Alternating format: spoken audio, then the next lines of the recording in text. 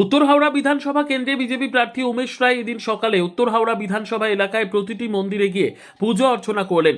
এদিন বেলা 11টা নাগাদ ঘুষুরির শ্যামবাবা মন্দিরে গিয়ে পুজো করলেন এবং উত্তর হাওড়া বাসিন্দাদের জন্য মনস্কামনা করেন। এবারের নির্বাচনে মানুষ শান্তিপূর্ণভাবে নিজের ভোট নিজে দিতে পেরেছেন, তাই এবারে পশ্চিমবাংলায় ঐতিহাসিক রেকর্ড গড়বে বিজেপি সরকার। এই উত্তর হাওড়ায় শুধু পদ্ম ফুটবে না, ভবানীপুরে পদ্ম ফুটবে, পশ্চিমবাংলায় ভারতীয় জনতা পার্টির পদ্ম ফুটবে, শ্যামাপ্রসাদ মুখার্জির স্বপ্ন পূরণ হবে।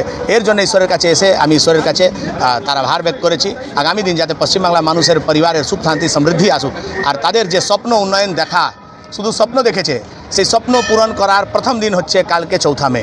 এবার তো মনে হচ্ছে ঐতিহাসিক একটা রেকর্ড করলো উত্তর হাওড়া ঐতিহাসিক রেকর্ড করেনি, কালকে মেশিন খুলতে দিন না, পুরো পশ্চিমবাংলা ঐতিহাসিক রেকর্ড করবে। পশ্চিমবাংলার একটা রেকর্ড আছে, এখানে যখনই সরকার গঠন হয় বিপক্ষতে যারা থাকে তারা 100 থেকে বেশি সিট পায় না।